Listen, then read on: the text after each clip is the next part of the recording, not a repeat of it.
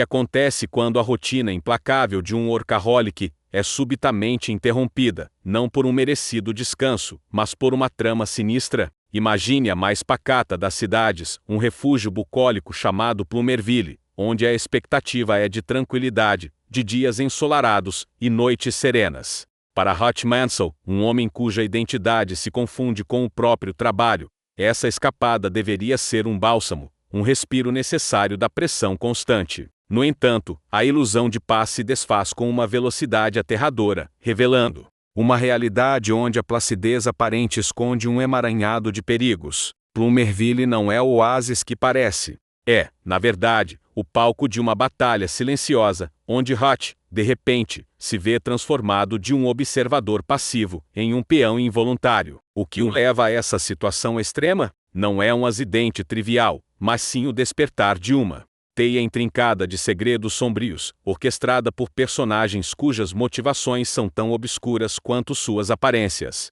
O fio condutor dessa narrativa não é apenas a sobrevivência de Hutch, mas a profunda transformação que essa provação impõe. Ele, que dedicou sua vida à eficiência, à lógica e ao controle, é forçado a confrontar a força primal que reside em seu interior, uma capacidade latente de ação e proteção que a vida corporativa havia, talvez, adormecido. A questão central que se desenrola não é apenas sobre como ele escapará de suas circunstâncias, mas sim sobre quem ele se tornará ao emergir dessa experiência. A jornada de Hutch em Plumerville é um estudo de caso sobre a resiliência humana, sobre a descoberta de que, sob a fachada de uma vida ordinária, podem existir reservas insuspeitas de coragem e determinação. A premissa que guia esta exploração é a desconstrução da ideia de refúgio seguro. Em um mundo onde as aparências podem ser enganosas, onde a tranquilidade é muitas vezes uma cortina de fumaça para atividades mais sinistras, o que realmente constitui um santuário? Hutch Mansell, em sua busca por um momento de paz, tropeça na verdade inconveniente de que o perigo pode se manifestar nos lugares mais inesperados, muitas vezes disfarçado de normalidade. Ele se depara com um cenário onde a inocência da cidade é uma fachada cuidadosamente construída, e onde os pilares da ordem, como um xerife local, podem ser igualmente, se não mais, perigosos do que os criminosos declarados. O que torna a situação de Hutch particularmente intrigante é o contraste entre sua vida anterior, regida por prazos e metas corporativas, e o caos imprevisível que agora domina seus dias. Essa dicotomia serve como um ponto de partida para entender a adaptabilidade humana quando confrontada com o extremo. O fascínio por essa história reside na exploração da dualidade, a dualidade entre a vida que conhecemos e a que podemos ser forçados a viver, a dualidade entre a inocência aparente e a malícia oculta. Hutch, em sua tentativa de proteger sua família, é levado a um caminho que jamais imaginou, um caminho que o força a reavaliar suas próprias capacidades e a natureza do mundo ao seu redor. A paisagem idílica de Plumerville, com seu sol escaldante e suas luzes artificiais, que criam um paraíso forjado, torna-se o cenário perfeito para essa metamorfose. É um ambiente onde a beleza superficial esconde uma escuridão insidiosa, onde cada sombra pode ocultar um adversário, e onde um sorriso pode ser a armadilha mais perigosa de todas. A jornada de Hutch não é apenas uma luta pela sobrevivência física, mas uma batalha pela alma, uma exploração de até onde um indivíduo pode ir quando os limites da normalidade são brutalmente ultrapassados. A descoberta da força adormecida em seu interior não é um mero detalhe, mas o cerne da narrativa, um testemunho do potencial humano para o heroísmo, mesmo nas circunstâncias mais improváveis. A pacata Plumerville, com sua fachada de serenidade rural, esconde um ecossistema de manipulação intrincado, onde um parque temático serve como o epicentro de uma operação clandestina. O arquiteto dessa teia, um mestre em ilusionismo social e controle psicológico, orquestra os eventos com a precisão de um maestro, utilizando os elementos lúdicos e a atmosfera de fantasia do parque como ferramentas para mascarar suas verdadeiras intenções. As atrações, projetadas para o entretenimento e o escapismo, tornam-se, nas mãos dele, engenhocas de desorientação e distração, camuflando a vigilância e a coerção. Ele não se preocupa com a força bruta, mas com a sutileza. da sugestão, explorando as vulnerabilidades humanas e a confiança depositada em ambientes aparentemente inofensivos. A própria estrutura do parque, com seus caminhos labirínticos, áreas temáticas distintas e a constante estimulação sensorial, é projetada para desviar a atenção e criar um senso de irrealidade, onde a percepção da verdade se torna cada vez mais turva. A influência desse manipulador se estende para além dos limites do parque, permeando a estrutura social e governamental da cidade. Ele cultiva relacionamentos estratégicos, identificando indivíduos em posições de poder, que podem ser explorados ou cooptados. O xerife local, por exemplo, não é apenas uma figura de autoridade, mas um peão habilmente posicionado, cujas ações e omissões servem aos propósitos maiores do manipulador. Essa infiltração se manifesta de maneiras sutis, informações privilegiadas que chegam ao xerife, investigações que são convenientemente desviadas, e uma aparente cegueira seletiva em relação a atividades suspeitas. O xerife, em vez de ser um guardião da ordem, torna-se um elo crucial na cadeia de controle, garantindo que a fachada de normalidade da cidade permaneça intacta, mesmo quando as engrenagens do plano sombrio giram incessantemente sob a superfície. Ademais, a rede de influência se aprofunda ao envolver figuras de poder econômico e social, criando uma camada adicional de proteção e legitimidade para as operações ilícitas. Um chefe do crime com um histórico notório, cujas atividades criminosas se estendem por anos, opera não em oposição a essa estrutura, mas como um braço operacional essencial. Sua brutalidade e eficiência em impor a ordem através do medo complementam a manipulação psicológica do arquiteto principal. Essa aliança improvável, forjada em um terreno de interesses mútuos, cria um sistema de controle multifacetado, onde a força bruta se une à astúcia psicológica, e a aparência de legalidade se mistura com a realidade do crime organizado. A cidade de Plumerville, em sua aparente inocência, torna-se um microcosmo de um sistema de poder corrupto, onde a justiça é subvertida, e a verdade é um luxo inatingível para a maioria de seus habitantes. O que diferencia essa situação de um simples conflito entre bem e mal é a sofisticação da estratégia empregada. O manipulador não busca apenas a dominação, mas o controle absoluto através da distorção da realidade. Ele cria narrativas, espalha desinformação e explora a psicologia de massa para moldar a percepção pública, garantindo que qualquer ameaça à sua operação seja isolada, desacreditada ou neutralizada, antes mesmo de se tornar um problema significativo. A própria existência de Hutch como um workaholic, acostumado a resolver problemas de forma lógica e metódica, o torna um alvo particularmente interessante, pois sua presença desestabiliza o equilíbrio cuidadosamente construído. Ao forçar Hutch a confrontar essa realidade, o manipulador inadvertidamente o expõe a uma verdade que pode, eventualmente, desmantelar todo o seu império de ilusões. Nesse contexto, a figura de Hutch Mansell, inicialmente um estranho buscando um respiro, é involuntariamente atraído para o centro de uma engrenagem perigosa. Sua capacidade de observação, refinada por anos de análise de mercado e estratégia corporativa, permite-lhe perceber as anomalias que outros ignoram. Ele começa a conectar os pontos entre eventos aparentemente isolados, a notar as inconsistências nas declarações oficiais e a sentir a pressão sutil, mas persistente, de um controle invisível. A tentativa de desfrutar de umas férias pacíficas se transforma, então, em uma investigação forçada, onde cada passo em falso pode ter consequências catastróficas para ele e sua família. A beleza superficial de Plumerville, com seus cenários pitorescos e atmosfera de lazer, torna-se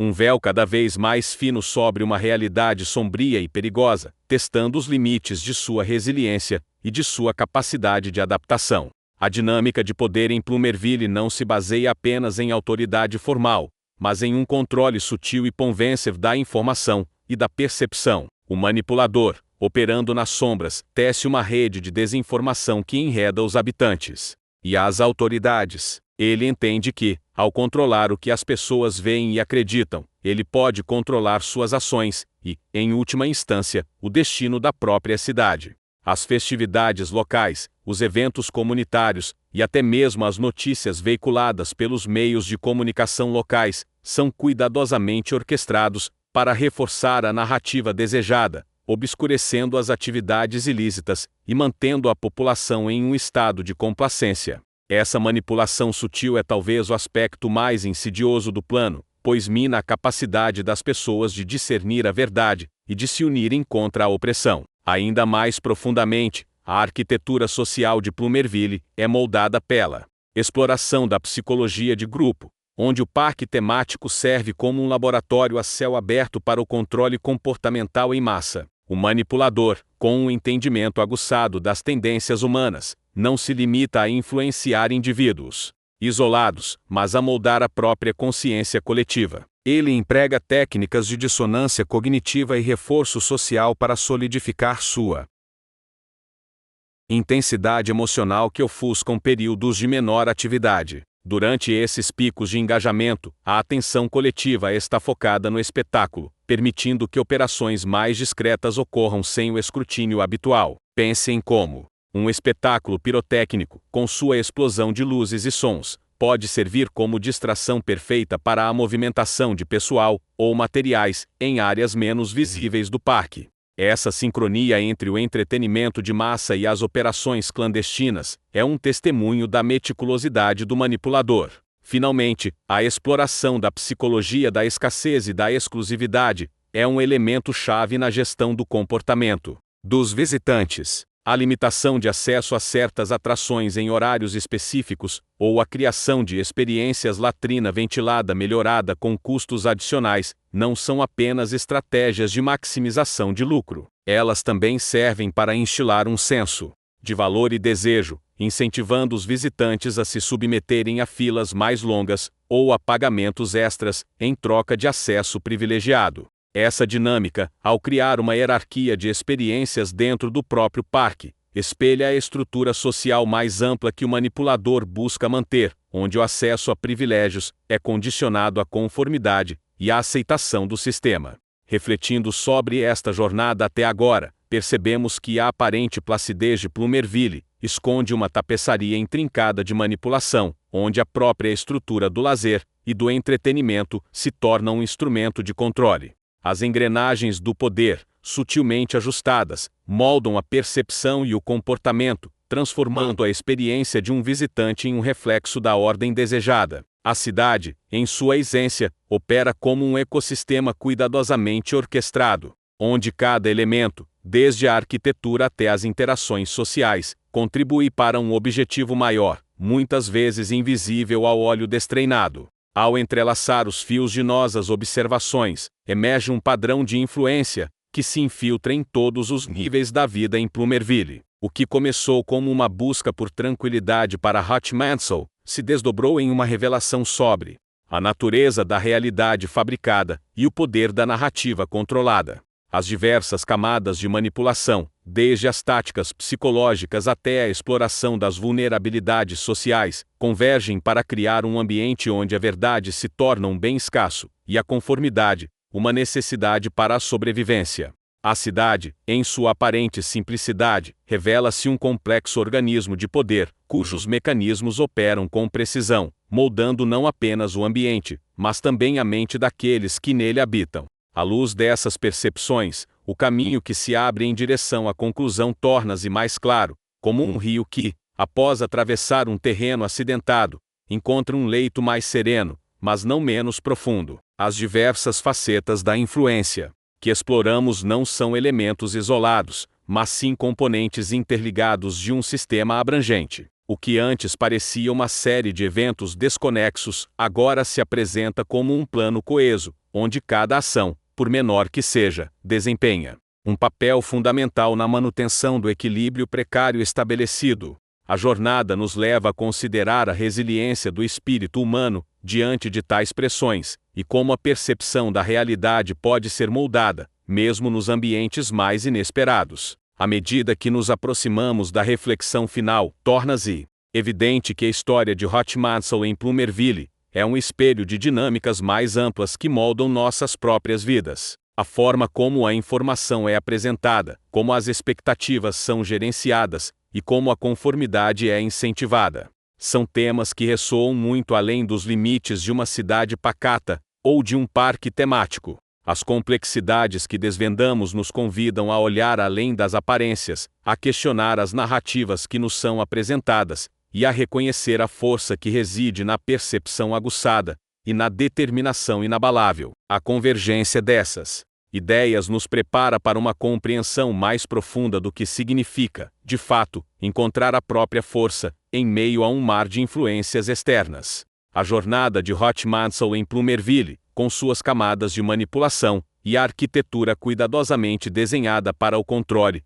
nos força a uma reflexão mais profunda sobre a natureza da realidade que habitamos. A aparente tranquilidade da cidade, com seu parque temático cintilante, revela-se uma ilusão elaborada, um palco onde a verdade é obscurecida por uma sinfonia de estímulos projetados para moldar a percepção e garantir a conformidade. A força que Hot descobre em si mesmo não é apenas a de um indivíduo lutando contra um sistema opressor, mas a da própria consciência humana, se rebelando contra a narrativa fabricada, buscando a clareza em meio à névoa da desinformação. A cidade, em sua complexidade, torna-se um microcosmo das nossas próprias batalhas diárias contra as influências que buscam definir quem somos e como devemos viver. O que aprendemos com essa imersão na teia de Plumerville é que a verdadeira segurança não reside na ausência de desafios, mas na capacidade de discernir a verdade em meio à ilusão. A força latente em Hot, despertada pela adversidade, é um testemunho do potencial humano para a resiliência e a adaptação. Ele, que buscava um refúgio, encontra, na verdade, um campo de batalha, onde cada sorriso pode esconder uma armadilha,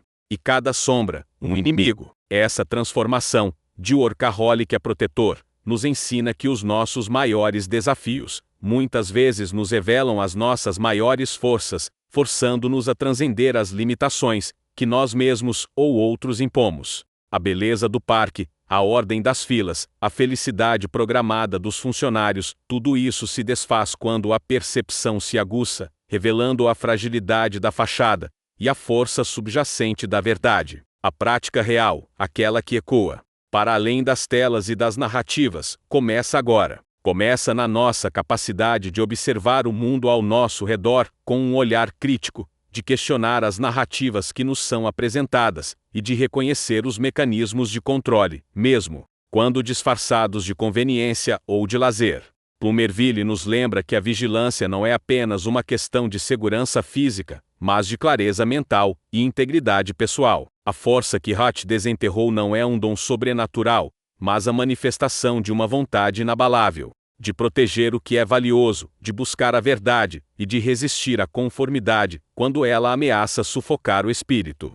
A jornada nos convida a uma reflexão contínua, em que medida permitimos que as Plumervilles de nossas próprias vidas moldem nossas percepções e nossas escolhas? E, mais importante, como podemos, como Hot, encontrar e empoderar a força adormecida em nós mesmos para navegar por essas complexidades? A verdadeira prática começa agora, no silêncio de nossas próprias observações, na coragem de nossas próprias perguntas. Ainda mais descrição. Pensem como um novo show de fogos de artifício, projetado para ser o ápice da experiência do visitante, pode mascarar a chegada ou a partida de elementos cruciais para as operações ilícitas, utilizando a escuridão e o espetáculo visual como cúmplices. A novidade se torna, assim, uma arma poderosa contra a vigilância, pois a atenção é naturalmente atraída para o que é mais brilhante e chamativo. A forma como a informação é filtrada e distribuída dentro da própria equipe do parque também revela a profundidade da sua estratégia.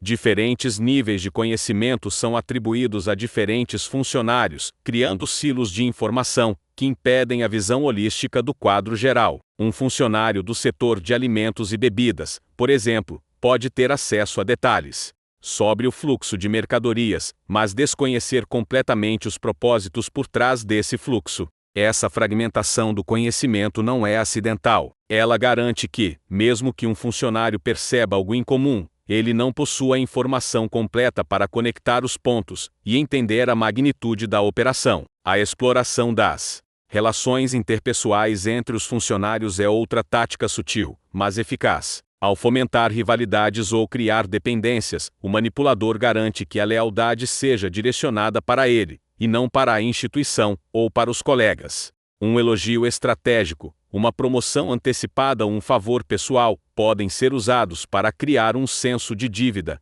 e para garantir que a discrição seja mantida, pois a quebra dessa confiança teria consequências pessoais significativas. Essa manipulação das dinâmicas sociais internas transforma a força de trabalho em um exército de agentes involuntários, cada um contribuindo, à sua maneira, para a manutenção do status quo. Por conseguinte, a própria estrutura de recompensa e punição dentro do parque é calibrada para reforçar os comportamentos desejados. Elogios públicos e bônus financeiros são reservados para aqueles que demonstram lealdade e discrição, enquanto quaisquer deslizes ou questionamentos são recebidos com advertências veladas ou, em casos extremos, com o ostracismo profissional. Essa política de cenoura e chicote, aplicada de forma consistente, garante que a maioria dos funcionários permaneça dentro dos limites estabelecidos, priorizando sua própria segurança e bem-estar profissional, em detrimento de qualquer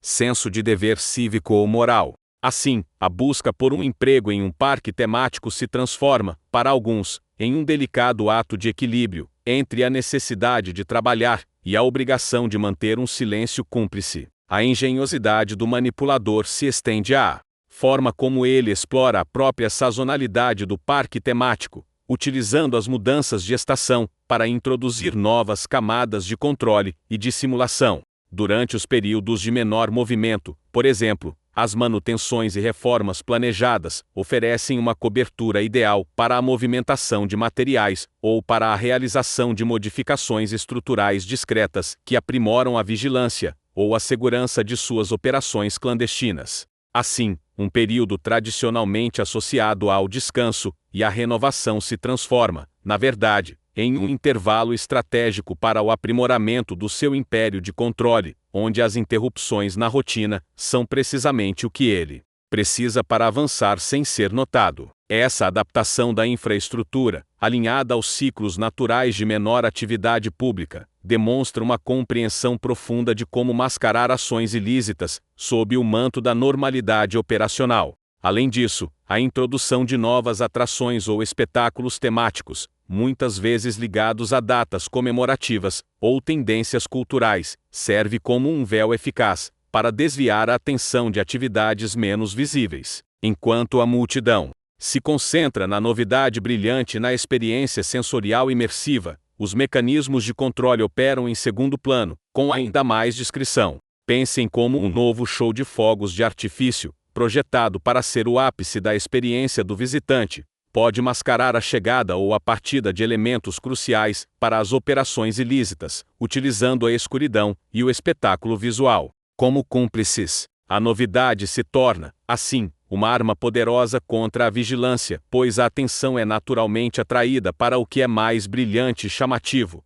obscurecendo as operações mais sutis que ocorrem simultaneamente. A forma como a informação é filtrada e distribuída dentro da própria equipe do parque revela a profundidade da sua estratégia de controle fragmentado. Diferentes níveis de conhecimento são atribuídos a diferentes funcionários, criando silos de informação que impedem a visão holística do quadro geral. Um funcionário do setor de alimentos e bebidas, por exemplo, pode ter acesso a detalhes sobre o fluxo de mercadorias, mas desconhecer completamente os propósitos por trás desse fluxo ou a origem exata de certos produtos. Essa fragmentação do conhecimento não é acidental. Ela garante que, mesmo que um funcionário perceba algo incomum, ele não possua a informação completa para conectar os pontos e entender a magnitude da operação, tornando a denúncia ou a resistência um ato de pura especulação. A exploração das relações interpessoais entre os funcionários é outra tática sutil, mas eficaz, para solidificar o controle.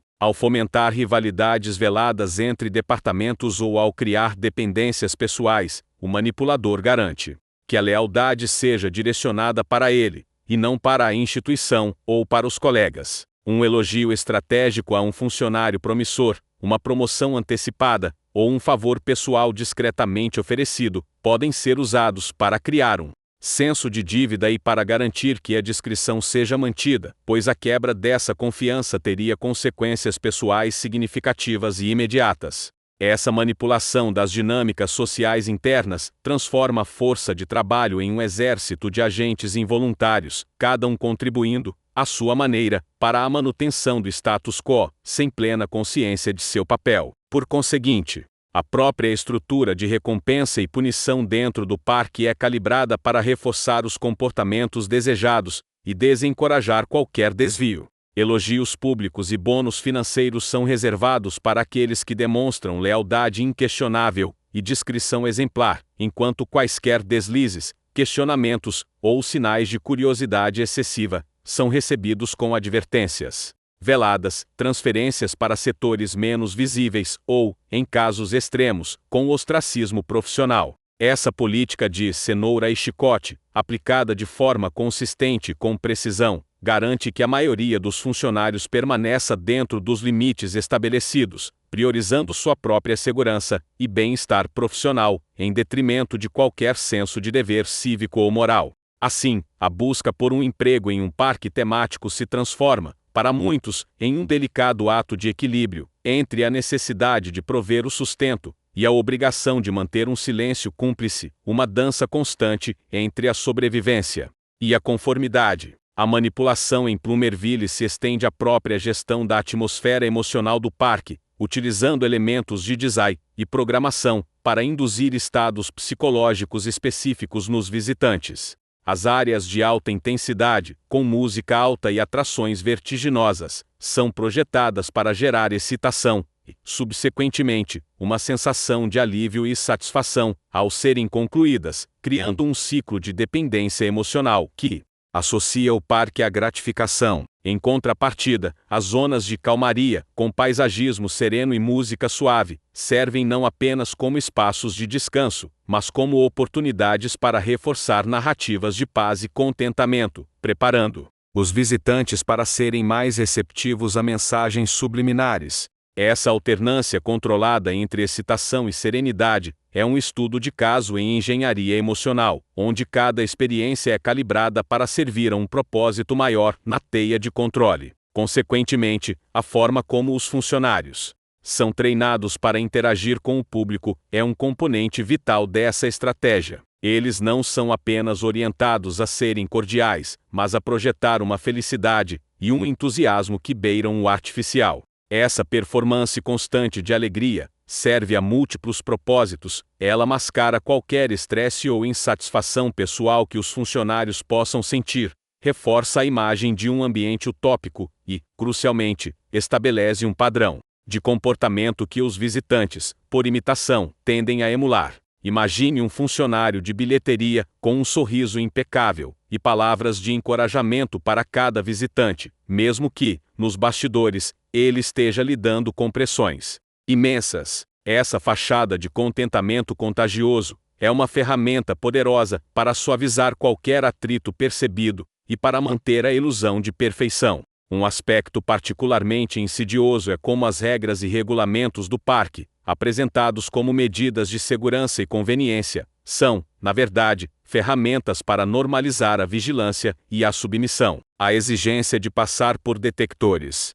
de metal, a proibição de certos itens pessoais, ou a necessidade de permissão para filmar em áreas específicas, criam um precedente para a aceitação de restrições, em nome de uma segurança maior.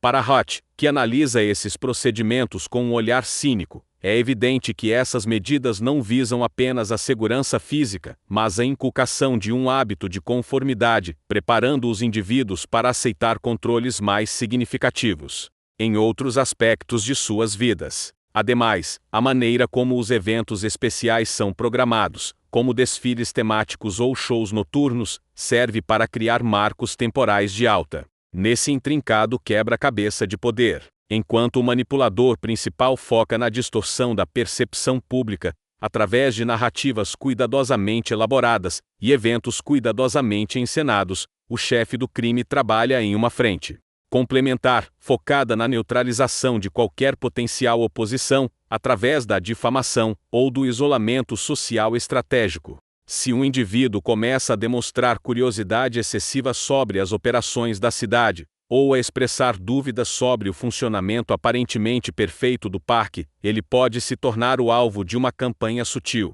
mas implacável, de difamação. Rumores sobre seu caráter, sua estabilidade mental ou suas intenções ocultas podem ser disseminados discretamente através de redes de confiança, corroendo sua credibilidade junto à comunidade e alienando-o de potenciais aliados. Essa tática, embora menos ostensiva que a violência física, é igualmente eficaz em silenciar vozes dissidentes e em manter o rebanho dentro dos limites estabelecidos, garantindo que a ordem imposta seja percebida como a única via segura. Por outro lado, a maneira como o xerife local exerce sua autoridade é um reflexo direto da influência subjacente, que molda suas decisões. Longe de ser um mero executor de leis que age com autonomia, ele se torna um agente de contenção. Suas ações ou, mais frequentemente, suas inações cuidadosamente orquestradas para servir aos interesses maiores da trama. Considere a forma como certas denúncias, que poderiam desestabilizar o sistema, são tratadas com uma lentidão burocrática deliberada, ou como investigações sobre atividades questionáveis, são desviadas para becos sem saída, perdidas em um labirinto de procedimentos.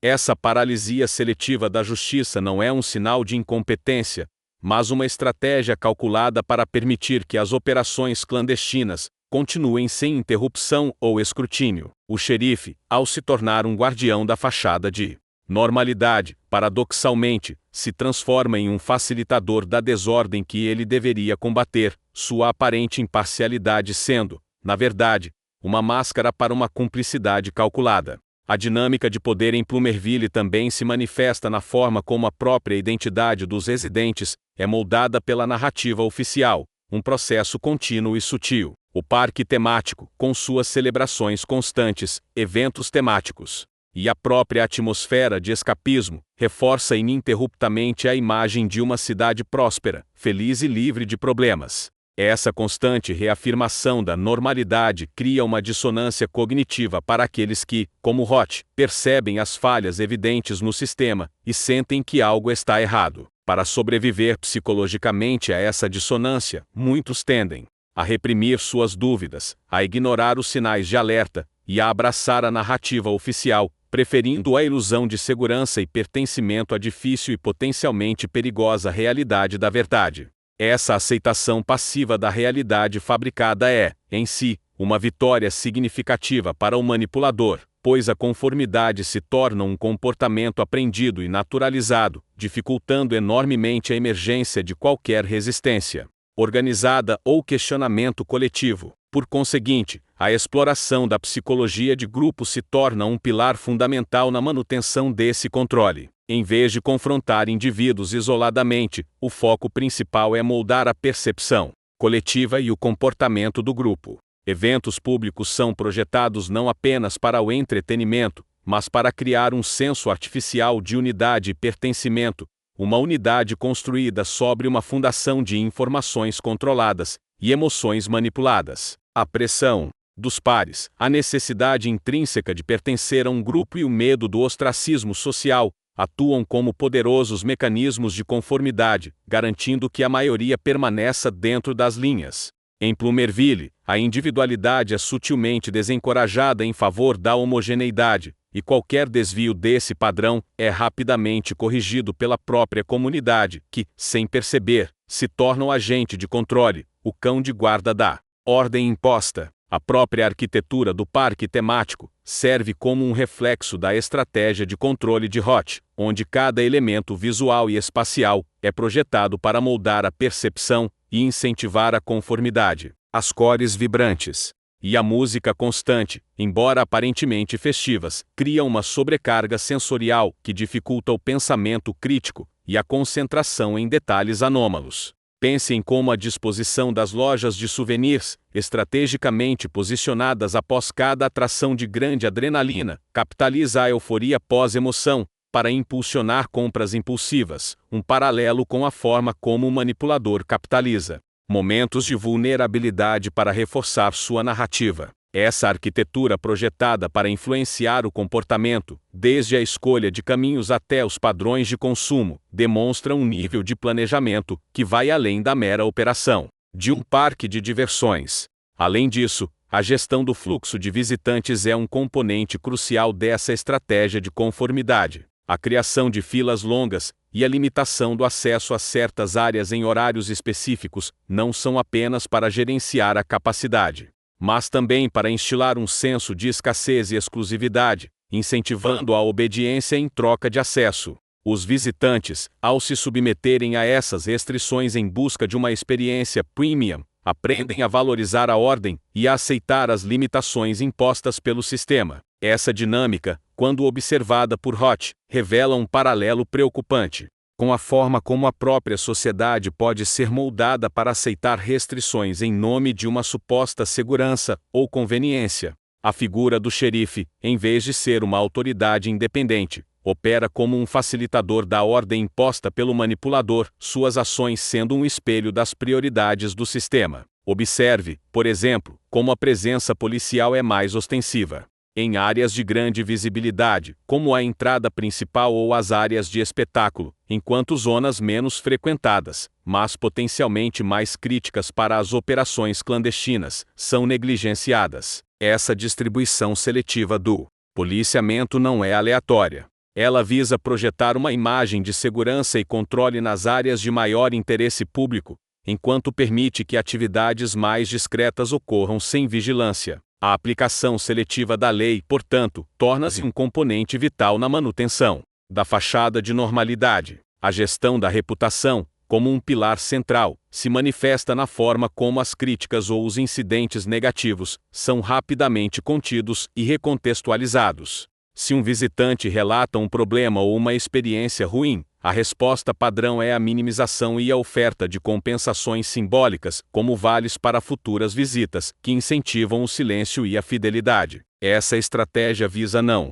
apenas resolver o problema imediato, mas também a prevenir que a negatividade se espalhe, protegendo a imagem cuidadosamente construída do parque e, por extensão, da cidade. O objetivo é garantir que a percepção pública permaneça impecável, mesmo diante de falhas subjacentes. A exploração da psicologia de grupo, neste contexto, vai além da pressão dos pares. Ela se manifesta na criação de rituais e tradições dentro do parque que reforçam a identidade coletiva e a adesão aos valores do sistema. Os desfiles diários, as cerimônias de encerramento e as festividades temáticas servem como momentos de união e reforço da narrativa oficial. Ao participar desses eventos, os visitantes se sentem parte de algo maior, uma comunidade coesa que compartilha os mesmos ideais de alegria e ordem. Essa imersão em uma cultura compartilhada, embora aparentemente inofensiva, contribui para a internalização das normas e a supressão de pensamentos divergentes. Por fim,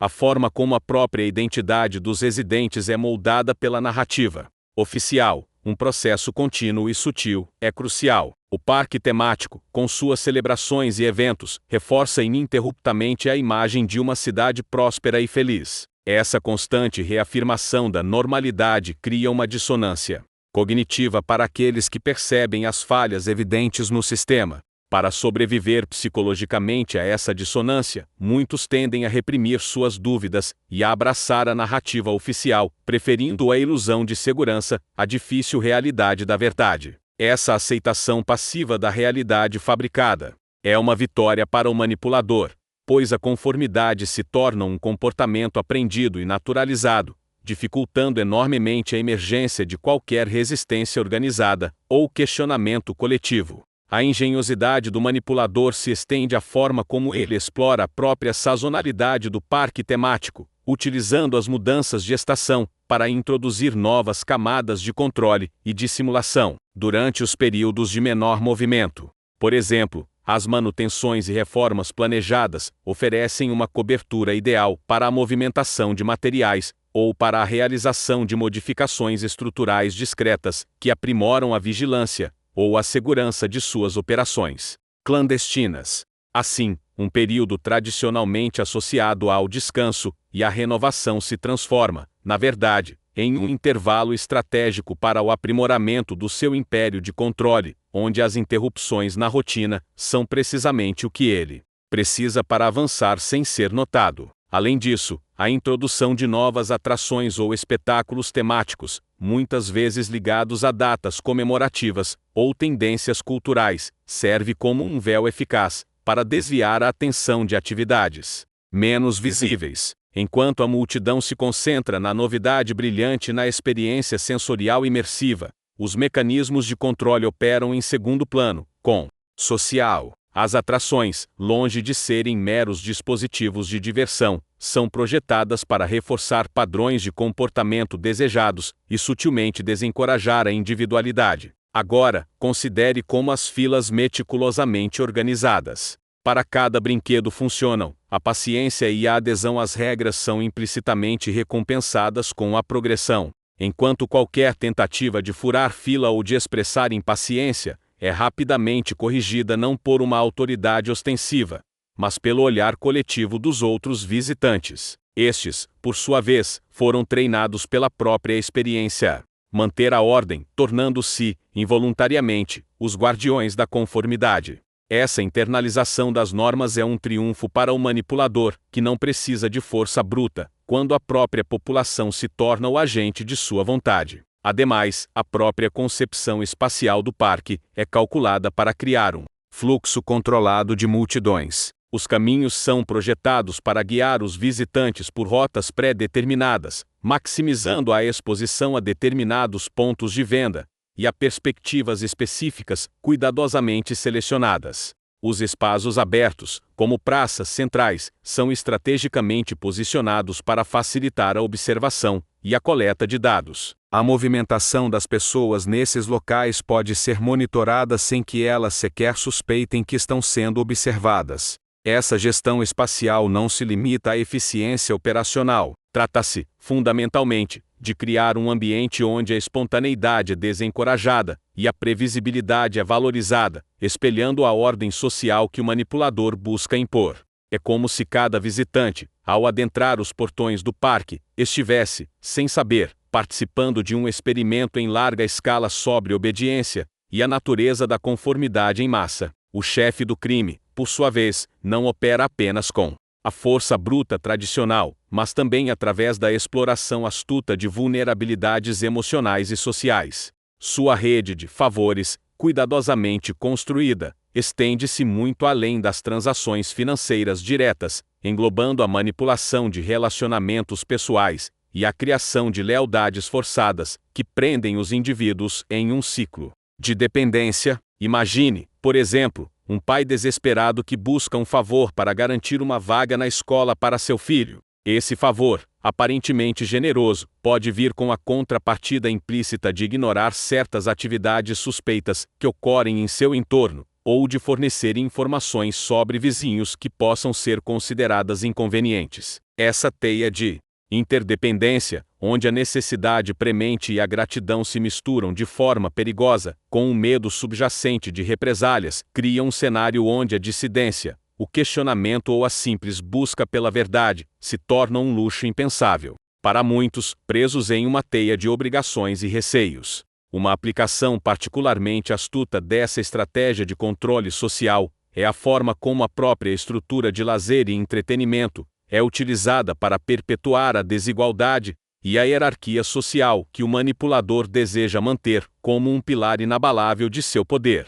Os indivíduos mais bem posicionados na estrutura social, aqueles que se beneficiam diretamente do sistema estabelecido e que, portanto, têm um interesse intrínseco em sua manutenção, desfrutam de acesso a áreas exclusivas do parque temático, participam de eventos privados com acesso restrito, e tem a oportunidade de vivenciar experiências que reforçam e validam seu status privilegiado. Para alguém como Roth, que observa essa estratificação social com um olhar analítico e crítico, acostumado a buscar padrões de eficiência e justiça em todas as suas análises, essa segregação não é meramente um reflexo da desigualdade inerente à sociedade, mas uma ferramenta ativa de controle. Ela assegura que aqueles com mais a perder, com mais a proteger dentro do sistema atual, permaneçam firmemente alinhados com os interesses do manipulador. Assim, a beleza e a diversão oferecidas pelo parque, que deveriam ser universais e acessíveis, a todos indistintamente, são distribuídas de maneira seletiva e calculada, criando divisões profundas e minando qualquer senso de unidade, solidariedade ou propósito comum entre os habitantes de Plumerville, transformando o parque em um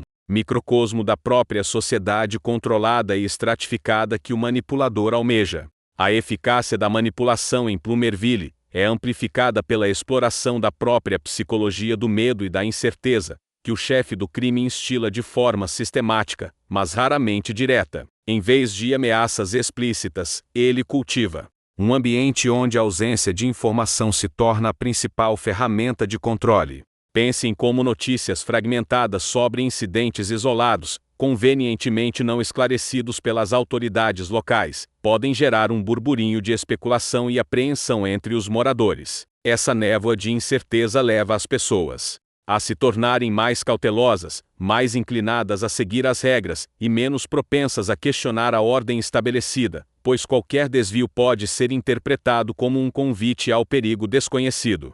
A consequência direta é um aumento na autovigilância e na conformidade, um resultado desejado pelo manipulador, que prefere a obediência passiva à resistência ativa. Ademais, a gestão da reputação, tanto do parque temático quanto das figuras de autoridade, é uma peça-chave nesse intrincado quebra-cabeça. Enquanto o manipulador principal foca na distorção da percepção pública, através de narrativas cuidadosamente elaboradas, o chefe do crime trabalha em uma frente complementar, a neutralização de qualquer potencial oposição, através da difamação ou do isolamento social. Se um indivíduo começa a demonstrar curiosidade excessiva, ou a expressar dúvidas sobre o funcionamento da cidade, ele pode se tornar o alvo de uma campanha sutil de difamação. Rumores sobre seu caráter, sua estabilidade mental ou suas intenções ocultas podem ser disseminados discretamente, corroendo sua credibilidade e alienando-o da comunidade. Essa tática, embora menos ostensiva que a violência, é igualmente eficaz em silenciar vozes dissidentes e em manter o rebanho dentro dos limites estabelecidos. Por outro lado, a maneira como o xerife local exerce sua autoridade é um reflexo direto da influência subjacente. Longe de ser um mero executor de leis, ele se torna um agente de contenção, suas ações ou inações cuidadosamente orquestradas para servir aos interesses maiores. Considere a forma como certas denúncias são tratadas com uma lentidão burocrática deliberada, ou como investigações sobre atividades questionáveis são desviadas para becos sem saída. Essa paralisia seletiva da justiça não é um sinal de incompetência, mas uma estratégia calculada para permitir que as operações clandestinas continuem sem interrupção. O xerife, ao se tornar um guardião da fachada, paradoxalmente, se transforma em um facilitador da desordem que ele deveria combater. Sua aparente imparcialidade é, na verdade, uma máscara para uma cumplicidade calculada. A dinâmica de poder em Plumerville também se manifesta na forma como a própria identidade dos residentes é moldada pela narrativa oficial. O parque temático, com suas celebrações e eventos, reforça constantemente a imagem de uma cidade próspera e feliz, um refúgio idílico onde problemas são inexistentes. Essa constante reafirmação da normalidade cria uma dissonância cognitiva para aqueles que percebem as falhas no sistema. Para sobreviver psicologicamente, muitos tendem a reprimir suas dúvidas e a abraçar a narrativa oficial, preferindo a ilusão de segurança à difícil realidade da verdade. Essa aceitação passiva da realidade fabricada é, em si, uma vitória para o manipulador, pois a conformidade se torna um comportamento aprendido e naturalizado, dificultando a emergência de qualquer resistência organizada. Por conseguinte, a exploração da psicologia de grupo se torna fundamental. Em vez de confrontar indivíduos isoladamente, o foco é moldar a percepção coletiva. Eventos públicos são projetados para criar um senso de unidade e pertencimento, mas essa unidade é construída sobre uma fundação de informações controladas e emoções manipuladas. A pressão dos pares, a necessidade de pertencer e o medo do ostracismo social atuam como poderosos mecanismos de conformidade. Em Plumerville, a individualidade é sutilmente desencorajada em favor da homogeneidade, e qualquer desvio desse padrão é rapidamente corrigido pela própria comunidade. que se torna, involuntariamente, o agente de controle. A estratégia de controle em Plumerville se aprofunda na exploração da própria psicologia do medo e da incerteza, que o chefe do crime instila de forma sistemática, mas raramente direta. Em vez de ameaças explícitas, ele cultiva um ambiente onde a ausência de informação detalhada e a profusão de rumores se tornam as principais ferramentas de controle. Pense em como notícias fragmentadas sobre incidentes isolados, convenientemente não esclarecidos pelas autoridades locais, que, como vimos, operam sob influência, podem gerar um burburinho de especulação e apreensão entre os moradores. Essa névoa de incerteza leva as pessoas a se tornarem mais cautelosas em suas interações, mais inclinadas a seguir as regras estabelecidas e menos propensas a questionar a ordem vigente, pois qualquer desvio pode ser interpretado, na mente coletiva, como um convite ao perigo desconhecido. A consequência direta é um aumento na autovigilância e na conformidade, um resultado altamente desejado pelo manipulador, que prefere a obediência passiva e silenciosa à resistência ativa e declarada. Ademais, a gestão da reputação, tanto do parque temático quanto das figuras de autoridade que o supervisionam, é uma peça-chave. Controle. Ela assegura que aqueles com mais a perder, com mais a proteger dentro do sistema atual, permaneçam firmemente alinhados com os interesses do manipulador. Assim, a beleza e a diversão oferecidas pelo parque, que deveriam ser universais e acessíveis a todos, são distribuídas de maneira seletiva e calculada, criando divisões profundas e minando qualquer senso de unidade, solidariedade ou propósito comum entre os habitantes de Plumerville. Agora, considere como essa exclusividade pode ressoar em você, que valoriza a eficiência e a justiça em todas as suas manifestações. Essa disparidade gritante no acesso à alegria e ao lazer se revela um sintoma alarmante de uma podridão muito mais profunda que permeia a cidade, corroendo seus alicerces sociais. A complexa teia de manipulação em Plumerville atinge um novo patamar ao explorar a própria arquitetura do parque temático como um veículo para o controle psicológico sutil. As atrações, que à primeira vista parecem destinadas apenas ao lazer e ao escapismo, são, na verdade, meticulosamente calibradas para moldar a percepção pública e reforçar a narrativa de prosperidade e ordem que o manipulador deseja perpetuar.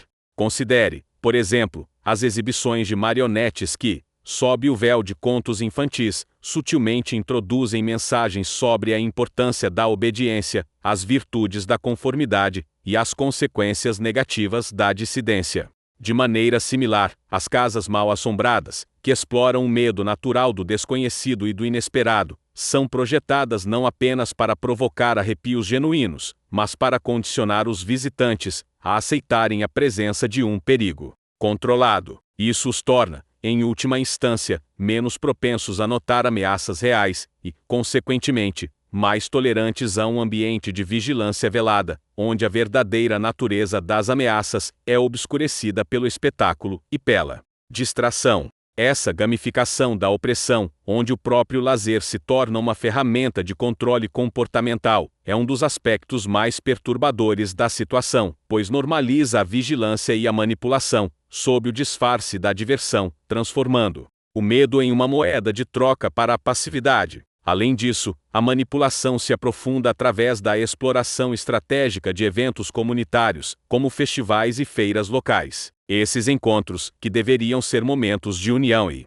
celebração genuína, são habilmente transformados em palcos para a disseminação de informações seletivas e a observação discreta de seus participantes. Durante essas celebrações, onde a atmosfera é de descontração e euforia coletiva, indivíduos estrategicamente posicionados dentro do círculo íntimo do manipulador circulam livremente entre os cidadãos. Sua função primordial, muitas vezes despercebida, é coletar informações valiosas sobre o estado de espírito da comunidade, avaliar o nível de lealdade e identificar potenciais focos de descontentamento ou questionamento. De forma quase imperceptível, eles direcionam conversas, semeiam narrativas específicas e, com isso, moldam a percepção pública sem levantar suspeitas. Essa atuação discreta, em meio à alegria geral, permite sondar a lealdade, antecipar resistências antes mesmo que elas ganhem força e solidificar o controle através da informação.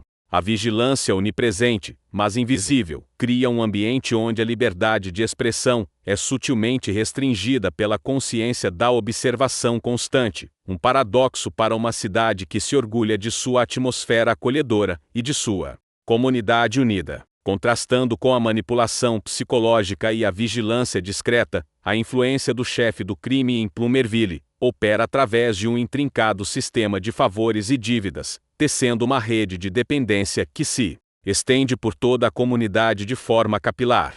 Pequenos empresários, trabalhadores locais e até mesmo funcionários públicos podem se encontrar em débito com ele, seja por empréstimos financeiros em momentos de aperto, por favores pessoais que criam obrigações morais, ou simplesmente pela necessidade imperativa de operar em um ambiente onde a sua proteção é vista como essencial para a sobrevivência do negócio ou da carreira, um mal necessário para evitar males maiores. Essa teia de obrigações, cuidadosamente construída, garante lealdade e silêncio, pois qualquer deslize, qualquer desvio das expectativas ou qualquer sinal de insubordinação pode desencadear consequências severas, afetando não apenas o indivíduo em questão, mas também, de forma cruel, seus familiares, criando um efeito dissuasor ainda mais potente. Trata-se de um jogo de poder onde a vulnerabilidade humana é explorada como um instrumento de submissão, transformando a gratidão em um mecanismo de controle absoluto,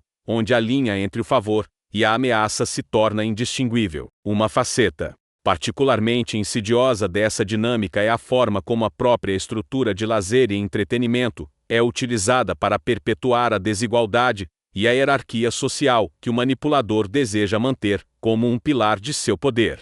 Aqueles que ocupam posições mais elevadas na hierarquia social, que se beneficiam diretamente do sistema estabelecido e que, portanto, têm um interesse em sua manutenção, desfrutam de acesso a áreas exclusivas do parque temático, participam de eventos privados com acesso restrito e têm a oportunidade de vivenciar experiências que reforçam e validam seu status privilegiado. Para alguém como Roth, que observa essa estratificação social com um olhar analítico e crítico, acostumado a buscar padrões de eficiência e justiça, essa segregação não é meramente um reflexo da desigualdade inerente à sociedade, mas uma ferramenta ativa de controle. Ela assegura que aqueles com mais a perder, com mais a proteger dentro do sistema atual, permaneçam firmemente alinhados com os interesses do manipulador. Assim, a beleza e a diversão oferecidas pelo parque, que deveriam ser universais e acessíveis a todos, são distribuídas de maneira seletiva e calculada, criando divisões profundas e minando qualquer senso de unidade, solidariedade ou propósito comum entre os habitantes de Plumerville. Agora, considere como essa exclusividade pode ressoar em você, que valoriza a eficiência e a justiça em todas as suas manifestações. Essa disparidade gritante no acesso à alegria e ao lazer se revela um sintoma alarmante de uma podridão muito mais profunda que permeia a cidade, corroendo seus alicerces sociais. A sofisticação do plano em Plumerville se revela também na exploração da própria infraestrutura de entretenimento, como um laboratório de conformidade social. As atrações, longe de serem meros dispositivos de diversão, são projetadas para reforçar padrões de comportamento desejados e sutilmente desencorajar a individualidade. Pense nas filas meticulosamente organizadas para cada brinquedo, onde a paciência e a adesão às regras são implicitamente recompensadas com a progressão. Qualquer tentativa de furar fila ou de expressar impaciência é rapidamente corrigida pelo olhar coletivo dos outros visitantes, treinados pela própria experiência a manter a ordem. Essa internalização das normas é um triunfo para o manipulador, que não precisa de força bruta, quando a própria população se torna a guardiã da conformidade. Ademais, a arquitetura do parque é concebida para criar um fluxo controlado de multidões, guiando os visitantes por caminhos pré-determinados, que maximizam a exposição a certos pontos de venda e a determinados pontos de vista. Os espaços abertos, como praças centrais, são estrategicamente posicionados para facilitar a observação, e a coleta de dados, onde a movimentação das pessoas pode ser monitorada, sem que elas percebam que estão sendo observadas. Essa gestão espacial não é apenas sobre eficiência operacional, é sobre criar um ambiente onde a espontaneidade é desencorajada e a previsibilidade é valorizada, espelhando a ordem social que o manipulador busca impor. É como se cada visitante, ao entrar no parque, estivesse, sem saber, participando de um experimento em larga escala sobre obediência e conformidade. O chefe do crime, por sua vez, não opera apenas com a força bruta, mas também através da exploração de vulnerabilidades emocionais e sociais. Sua rede de favores se estende para além das transações financeiras, englobando a manipulação de relacionamentos pessoais e a criação de lealdades forçadas. Imagine, por exemplo, um pai que precisa de um favor para garantir uma vaga na escola para seu filho. Esse favor pode vir com a contrapartida implícita de ignorar certas atividades suspeitas ou de fornecer informações sobre vizinhos. Essa teia de interdependência, onde a necessidade e a gratidão se misturam com o medo, cria um cenário onde a dissidência se torna um luxo impensável para muitos. Uma aplicação particularmente astuta dessa estratégia é a forma como a própria estrutura de lazer é utilizada para perpetuar a desigualdade e a hierarquia social. Os indivíduos mais bem posicionados, que se beneficiam do sistema, têm acesso a experiências exclusivas, reforçando seu status e sua lealdade. Para Hatt, que observa essa estratificação com um olhar crítico, essa segregação não é apenas um reflexo da desigualdade, mas uma ferramenta ativa de controle, assegurando que aqueles com mais a perder permaneçam alinhados com o sistema. Essa distribuição seletiva da alegria e do lazer cria divisões profundas, minando qualquer senso de unidade ou propósito comum entre os habitantes de Plumerville, transformando o parque em um microcosmo da própria sociedade controlada. A estratégia de controle em Plumerville transcende a mera manipulação de eventos públicos. Ela se aprofunda na própria essência da experiência do visitante, transformando a arquitetura do parque em um instrumento de conformidade. Justiça em todas as suas manifestações. Essa disparidade gritante no acesso à alegria e ao lazer se revela um sintoma alarmante de uma podridão muito mais profunda que permeia a cidade. A própria estrutura de lazer e entretenimento em Plumerville, longe de ser um mero passatempo, funciona como um intrincado mecanismo de controle social, perpetuando a desigualdade e hierarquia que o manipulador deseja manter. As atrações, que à primeira vista parecem projetadas para a alegria universal, são, na verdade, calibradas para moldar a percepção pública e reforçar a narrativa de prosperidade e ordem da cidade. Considere, por exemplo, os espetáculos de marionetes que, sob a aparência de contos infantis, sutilmente introduzem mensagens sobre a importância da obediência e as consequências negativas da dissidência.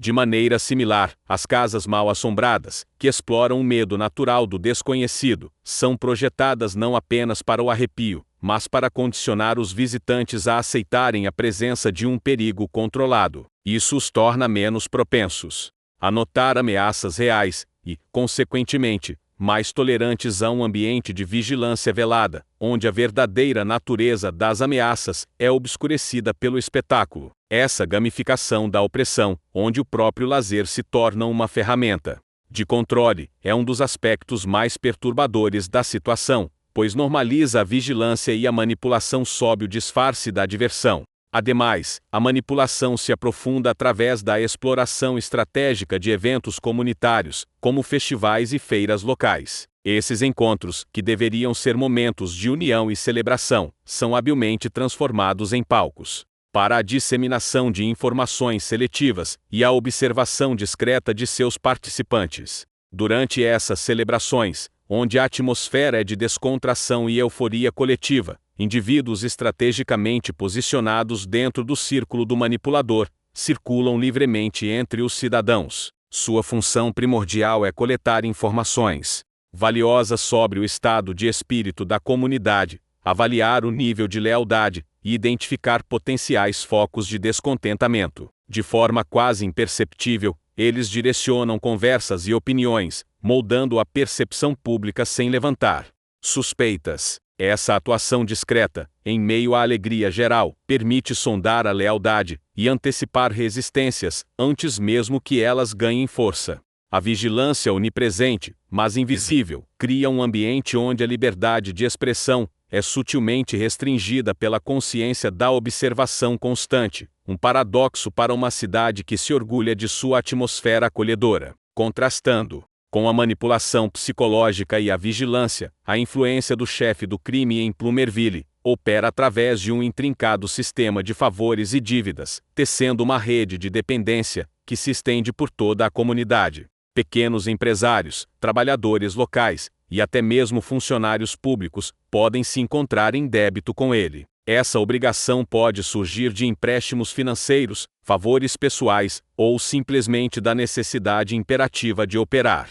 Em um ambiente onde a sua proteção é vista como essencial para a sobrevivência do negócio ou da carreira, essa teia de obrigações garante lealdade e silêncio, pois qualquer deslize ou desvio das expectativas pode desencadear consequências severas, afetando não apenas o indivíduo em questão, mas também seus familiares. Trata-se de um jogo de poder onde a vulnerabilidade humana é explorada como um instrumento de submissão, transformando a gratidão em um mecanismo de controle absoluto. Uma faceta particularmente insidiosa dessa dinâmica é a forma como a própria estrutura de lazer e entretenimento é utilizada para perpetuar a desigualdade e a hierarquia social que o manipulador deseja manter. Aqueles que ocupam posições mais elevadas na hierarquia social, que se beneficiam diretamente do sistema estabelecido, desfrutam de acesso a áreas exclusivas do parque, participam de eventos privados e têm acesso a experiências que reforçam e validam seu status privilegiado. Para alguém como Roth, que observa essa estratificação social com um olhar analítico e crítico, essa segregação não é meramente um reflexo da desigualdade inerente, mas uma ferramenta ativa de controle. Ela assegura que aqueles com mais a perder permaneçam firmemente alinhados com os interesses do sistema. Assim, a beleza e a diversão oferecidas pelo parque, que deveriam ser universais, são distribuídas de maneira seletiva, criando divisões profundas e minando qualquer senso de unidade ou propósito comum entre os habitantes de Plumerville. Agora, considere como essa exclusividade pode ressoar em você, que valoriza a eficiência e a justiça em todas as suas manifestações. Essa disparidade gritante no acesso à alegria e ao lazer se revela um sintoma alarmante de uma podridão muito mais profunda que permeia a cidade. A manipulação em Plumerville atinge um novo patamar ao explorar a própria arquitetura do parque temático como um veículo para o controle psicológico sutil. As atrações, que à primeira vista parecem destinadas apenas ao lazer e ao escapismo, são, na verdade, meticulosamente calibradas para moldar a percepção pública e reforçar a narrativa de prosperidade e ordem que o manipulador deseja perpetuar. Considere, por exemplo, as exibições de marionetes que, sob o véu de contos infantis, sutilmente introduzem mensagens sobre a importância da obediência, as virtudes da conformidade e as consequências negativas da dissidência. De maneira similar, as casas mal-assombradas, que exploram o medo natural do desconhecido e do inesperado, são projetadas não apenas para provocar arrepios genuínos, mas para condicionar os visitantes a aceitarem a presença de um perigo controlado. Isso os torna, em última instância, menos propensos a notar ameaças reais e, consequentemente, mais tolerantes a um ambiente de vigilância velada, onde a verdadeira natureza das ameaças é obscurecida pelo espetáculo e pela distração. Essa gamificação da opressão, onde o próprio lazer se torna uma ferramenta de controle comportamental, é um dos aspectos mais perturbadores da situação, pois normaliza a vigilância e a manipulação, sob o disfarce da diversão, transformando o medo em uma moeda de troca para a passividade. Além disso, a manipulação se aprofunda através da exploração estratégica de eventos comunitários, como festivais e feiras locais. Esses encontros, que deveriam ser momentos de união e celebração genuína, são habilmente transformados em palcos para a disseminação de informações seletivas e a observação discreta de seus participantes. Durante essas celebrações, onde a atmosfera é de descontração e euforia coletiva, indivíduos estrategicamente posicionados dentro do círculo íntimo do manipulador circulam livremente entre os cidadãos. Sua função primordial, muitas vezes despercebida, é coletar informações valiosas sobre o estado de espírito da comunidade, avaliar o nível de lealdade e identificar potenciais focos de descontentamento ou questionamento. De forma quase imperceptível, eles direcionam conversas, semeiam narrativas específicas e, com isso, moldam a percepção pública sem levantar suspeitas. Essa atuação discreta, em meio à alegria geral, permite sondar a lealdade, antecipar resistências antes mesmo que elas ganhem força e solidificar o controle através da informação. A vigilância onipresente, mas invisível, cria um ambiente onde a liberdade de expressão é sutilmente restringida pela consciência da observação constante, um paradoxo para uma cidade que se orgulha de sua atmosfera acolhedora e de sua comunidade unida. Contrastando com a manipulação psicológica e a vigilância discreta, a influência do chefe do crime em Plumerville opera através de um intrincado sistema de favores e dívidas, tecendo uma rede de dependência que se estende por toda a comunidade de forma capilar.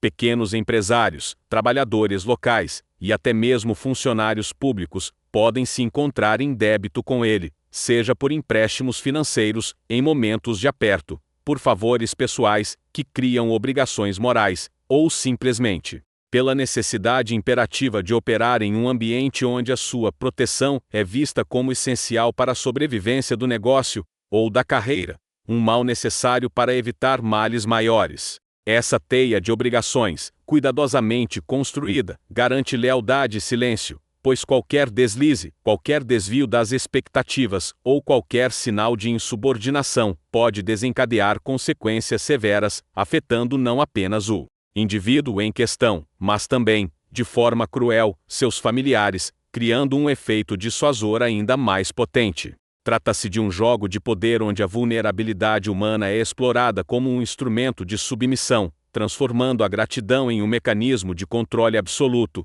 onde a linha entre o favor e a ameaça se torna indistinguível. Uma faceta particularmente insidiosa dessa dinâmica é a forma como a própria estrutura de lazer e entretenimento é utilizada para perpetuar a desigualdade e a hierarquia social que o manipulador deseja manter como um pilar de seu poder.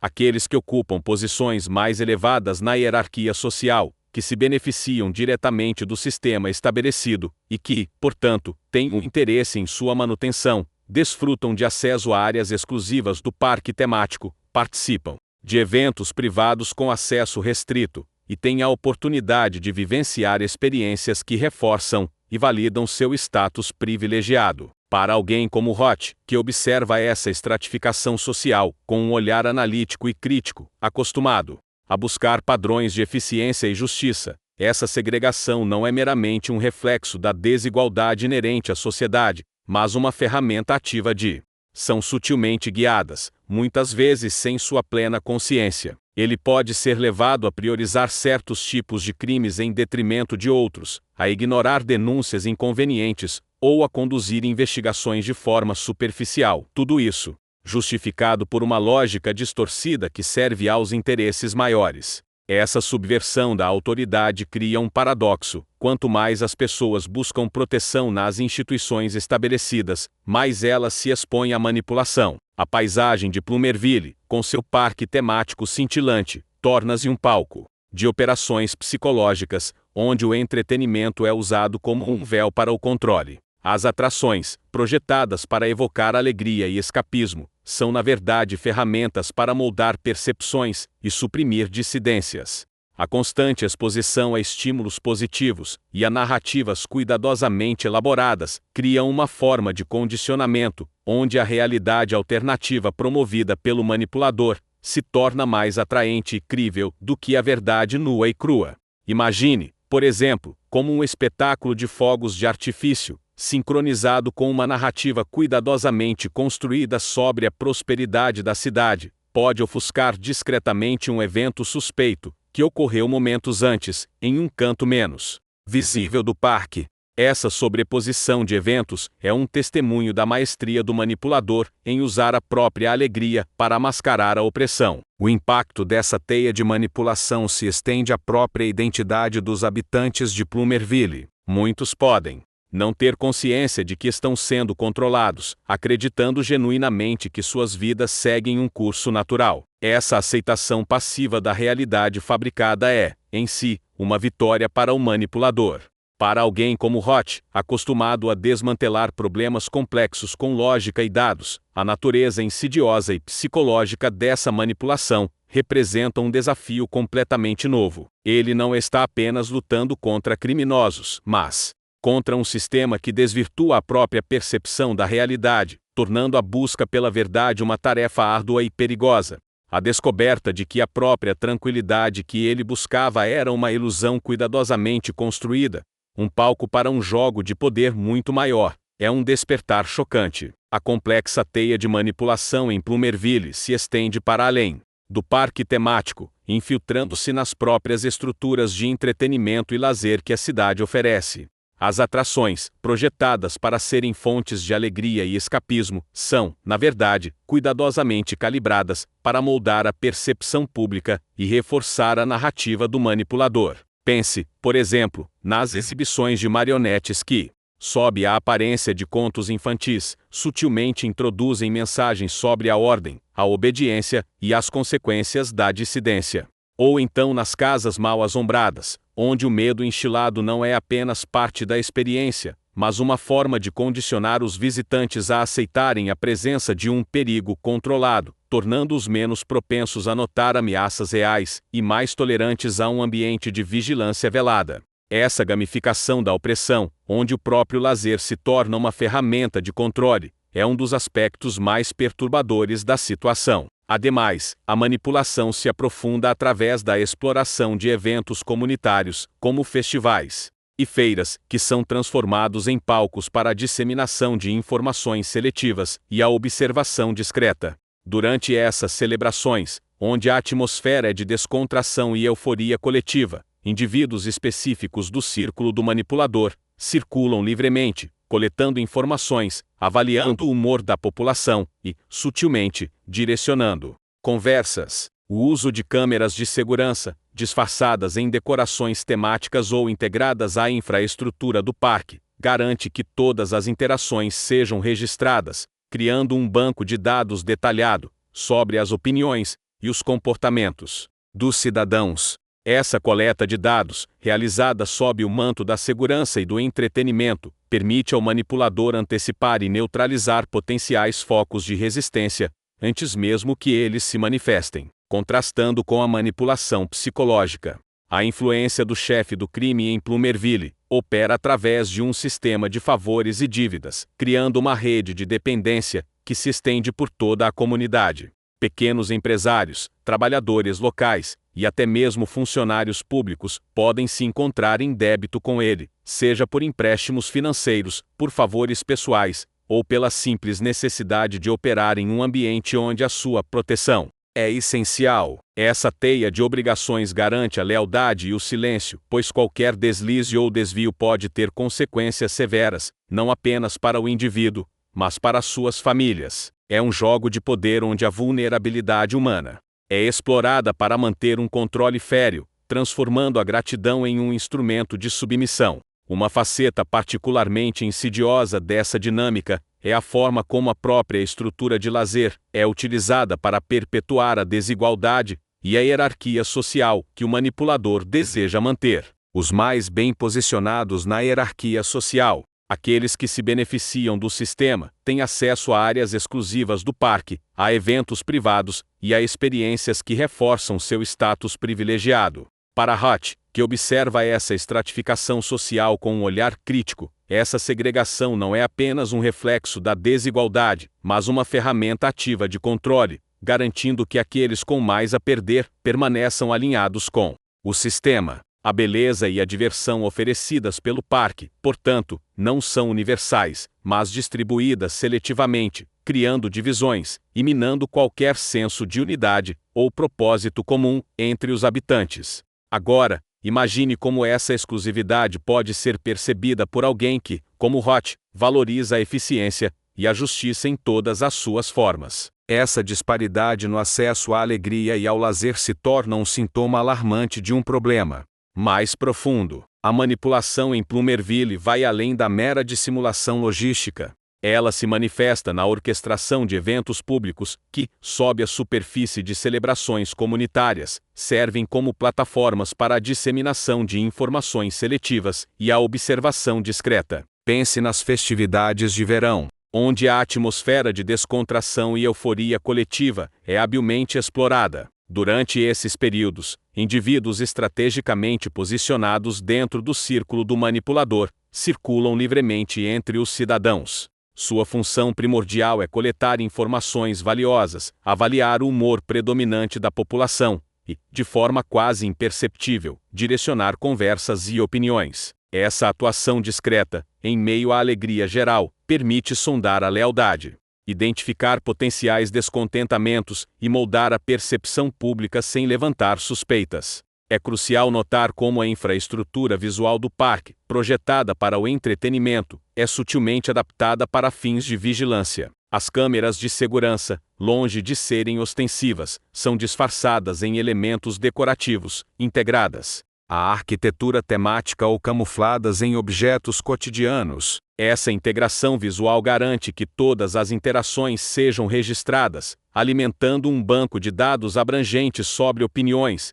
comportamentos e relacionamentos dos habitantes. Essa coleta de dados, realizada sob o pretexto de garantir a segurança e aprimorar a experiência do visitante, capacita o manipulador a antecipar e neutralizar qualquer foco de resistência, antes mesmo que ele ganhe força. Essa vigilância, onipresente, mas invisível, cria um ambiente onde a liberdade de expressão é sutilmente restringida pela consciência da observação constante. Contrastando com a manipulação psicológica e a vigilância, a influência do chefe do crime em Plumerville opera através de um intrincado sistema de favores e dívidas, tecendo uma rede de dependência que se estende por toda a comunidade. Pequenos empresários, trabalhadores locais e até mesmo funcionários públicos podem se encontrar em débito com ele. Essa obrigação pode surgir de empréstimos financeiros, favores pessoais, ou simplesmente da necessidade imperativa de operar. Em um ambiente onde a sua proteção é vista como essencial para a sobrevivência do negócio ou da carreira, essa teia de obrigações garante lealdade e silêncio, pois qualquer deslize ou desvio das expectativas pode desencadear consequências severas, afetando não apenas o indivíduo em questão, mas também seus familiares. Trata-se de um jogo de poder onde a vulnerabilidade humana é explorada como um instrumento de submissão, transformando a gratidão em um mecanismo de controle absoluto. Uma faceta particularmente insidiosa dessa dinâmica é a forma como a própria estrutura de lazer e entretenimento é utilizada para perpetuar a desigualdade e a hierarquia social que o manipulador deseja manter. Aqueles que ocupam posições mais elevadas na hierarquia social, que se beneficiam diretamente do sistema estabelecido, desfrutam de acesso a áreas exclusivas do parque, participam de eventos privados e têm acesso a experiências que reforçam e validam seu status privilegiado. Para alguém como Roth, que observa essa estratificação social com um olhar analítico e crítico, essa segregação não é meramente um reflexo da desigualdade inerente, mas uma ferramenta ativa de controle. Ela assegura que aqueles com mais a perder permaneçam firmemente alinhados com os interesses do sistema. Assim, a beleza e a diversão oferecidas pelo parque, que deveriam ser universais, são distribuídas de maneira seletiva,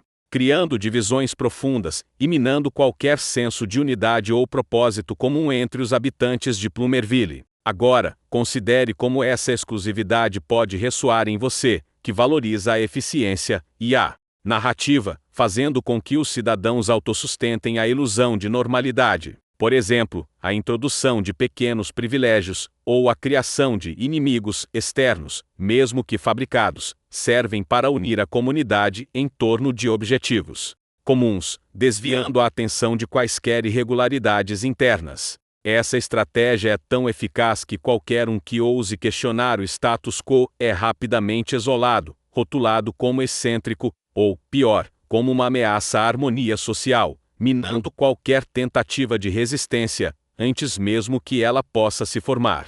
Ademais, a influência do chefe do crime, longe de ser uma mera força bruta, opera em um nível mais sutil de intimidação e barganha. Sua rede de informantes, habilmente disseminada pela cidade, não apenas relata atividades suspeitas, mas também dissemina narrativas específicas, criando um ambiente de desconfiança mútua. As pessoas hesitam em compartilhar suas preocupações ou suspeitas, com medo de que suas palavras sejam mal interpretadas ou usadas contra elas. Essa atmosfera de vigilância e desconfiança fomenta um conformismo passivo, onde o silêncio se torna a forma mais segura de proteção. Considere, por exemplo, como um comentário casual em um café pode ser distorcido e amplificado, transformando um vizinho em um alvo de suspeita, exemplificando o poder insidioso da desinformação orquestrada. A manipulação, nesse cenário, transcende a esfera criminal e se infiltra nas próprias instituições, que deveriam garantir a segurança e a justiça. O xerife, agindo sob a influência do manipulador, não é um agente da lei desonesto, mas um indivíduo cujas decisões são sutilmente guiadas, muitas vezes, sem sua plena consciência. Ele pode ser levado a priorizar certos tipos de crimes, em detrimento de outros, a ignorar denúncias inconvenientes ou a conduzir investigações de forma superficial, tudo isso justificado por uma lógica distorcida, que serve aos interesses maiores. Essa subversão da autoridade cria um paradoxo: quanto mais as pessoas buscam proteção nas instituições estabelecidas, mais elas se expõem à manipulação. A paisagem de Plumerville, com seu parque temático cintilante, torna-se um palco de operações psicológicas, onde o entretenimento é usado como um véu para o controle. As atrações, projetadas para evocar alegria e escapismo, são na verdade ferramentas para moldar percepções e suprimir dissidências. A constante exposição a estímulos positivos e a narrativas cuidadosamente elaboradas criam uma forma de condicionamento, onde a realidade alternativa promovida pelo manipulador se torna mais atraente e crível do que a verdade nua e crua. Imagine, por exemplo, como um espetáculo de fogos de artifício, sincronizado com uma narrativa cuidadosamente construída sobre a prosperidade da cidade, pode ofuscar discretamente um evento suspeito, que ocorreu momentos antes, em um canto menos visível do parque. Essa sobreposição de eventos é um testemunho da maestria do manipulador em usar a própria alegria para mascarar a opressão. O impacto dessa teia de manipulação se estende à própria identidade dos habitantes de Plumerville. Muitos podem não ter consciência de que estão sendo controlados, acreditando genuinamente que suas vidas seguem um curso natural. Essa aceitação passiva da realidade fabricada é, em si, uma vitória para o manipulador. Para alguém como Roth, acostumado a desmantelar problemas complexos com lógica e dados, a natureza insidiosa e psicológica dessa manipulação representa um desafio completamente novo. Ele não está apenas lutando contra criminosos, mas contra um sistema que desvirtua a própria percepção da realidade, tornando a busca pela verdade uma tarefa árdua e perigosa. A descoberta de que a própria tranquilidade que ele buscava era uma ilusão cuidadosamente construída, um palco para um jogo de poder muito maior, é um despertar chocante. Além da manipulação psicológica e da infiltração institucional, a operação em Plumerville se beneficia de uma logística de dissimulação que opera em um nível quase invisível, mascarando o fluxo de bens e informações ilícitas sob o véu das atividades normais do parque temático. Considere o intrincado sistema de entregas e retiradas, onde caminhões de suprimentos para as lojas de souvenirs, ou veículos de manutenção para as atrações, são, na verdade, utilizados para movimentar itens proibidos ou para transportar pessoal envolvido nas operações clandestinas. A própria estrutura do parque, com suas áreas de serviço ocultas, túneis de manutenção e sistemas de ventilação complexos, oferece rotas de trânsito seguras e discretas, longe dos olhos curiosos dos visitantes. Essa infraestrutura subterrânea, raramente vista pelo público, é o verdadeiro coração pulsante da operação, permitindo a movimentação contínua de recursos sem levantar suspeitas. Um aspecto crucial dessa dissimulação logística reside na exploração da cadeia de suprimentos de terceiros. O manipulador não opera isoladamente. Ele se integra a redes de fornecedores legítimos, utilizando contratos aparentemente inócuos para facilitar suas operações. Por exemplo, uma empresa de paisagismo contratada para manter a beleza cênica dos jardins do parque pode, inadvertidamente ou sob coação, ser usada para transportar pacotes discretos de um ponto a outro, aproveitando a cobertura da rotina de jardinagem. Da mesma forma, empresas de catering que fornecem alimentos para os restaurantes do parque podem ser induzidas a misturar mercadorias ilícitas em suas remessas, aproveitando a vasta quantidade de produtos que entram e saem diariamente. Essa integração habilidosa na economia local cria uma camada de legitimidade que torna a fiscalização extremamente difícil, pois qualquer inspeção minuciosa poderia ser interpretada como uma interferência indevida em negócios legítimos.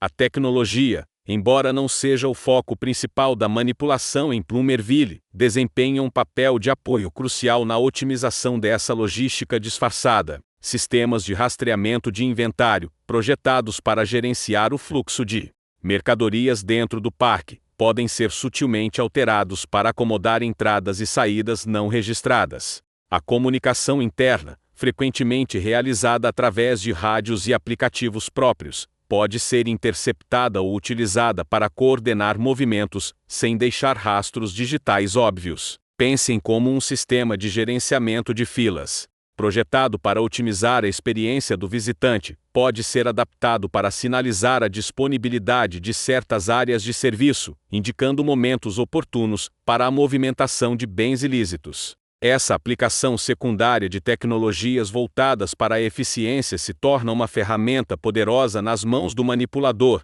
permitindo-lhe operar com um grau notável de discrição. A eficácia dessa logística dissimulada reside na sua capacidade de se misturar ao ruído de fundo das operações diárias de um parque temático movimentado. A grande quantidade de pessoas, o fluxo constante de veículos e a diversidade de atividades criam um ambiente de caos controlado, onde a identificação de anomalias se torna uma tarefa hercúlea. Para Hatch, um observador externo acostumado a analisar fluxos de dados e padrões de eficiência, essa complexidade logística apresenta um desafio único. Ele precisa não apenas identificar as operações ilícitas, mas também desvendar os mecanismos subjacentes que permitem que elas ocorram sem serem detectadas. A questão que se impõe é: como desmantelar um sistema tão intrinsecamente entrelaçado com a própria estrutura da normalidade? A resposta, ele começa a perceber, não reside apenas na força, mas na capacidade de expor as rachas na fachada cuidadosamente construída. Ainda mais profundamente, a arquitetura social de Plumerville é moldada pela exploração da psicologia de grupo, onde o parque temático serve como um laboratório a céu aberto para o controle comportamental em massa. O manipulador, com um entendimento aguçado das tendências humanas, não se limita a influenciar indivíduos isolados, mas a moldar a própria consciência coletiva. Ele emprega técnicas de dissonância cognitiva e reforço social para solidificar sua narrativa, fazendo com que os cidadãos autossustentem a ilusão de normalidade, por exemplo, a introdução de pequenos privilégios ou a criação de inimigos externos, mesmo que fabricados, servem para unir a comunidade em torno de objetivos comuns, desviando a atenção de quaisquer irregularidades internas. Essa estratégia é tão eficaz que qualquer um que ouse questionar o status quo é rapidamente isolado, rotulado como excêntrico, ou, pior, como uma ameaça à harmonia social, minando qualquer tentativa de resistência, antes mesmo que ela possa se formar. Ademais, a influência do chefe do crime, longe de ser uma mera força bruta, opera em um nível mais sutil de intimidação e barganha. Sua rede de informantes, habilmente disseminada pela cidade, não apenas relata atividades suspeitas, mas também dissemina narrativas específicas, criando um ambiente de desconfiança mútua. As pessoas hesitam em compartilhar suas preocupações ou suspeitas, com medo de que suas palavras sejam mal interpretadas ou usadas contra elas. Essa atmosfera de vigilância e desconfiança fomenta um conformismo passivo, onde o silêncio se torna a forma mais segura de proteção. Considere, por exemplo, como um comentário casual em um café, pode ser distorcido e amplificado, transformando um vizinho em um alvo de suspeita, exemplificando o poder insidioso da desinformação orquestrada. A manipulação, nesse cenário, transcende a esfera criminal e se infiltra nas próprias instituições, que deveriam garantir a segurança e a justiça. O xerife, agindo sob a influência do manipulador, não é um agente da lei desonesto, mas um indivíduo cujas decisões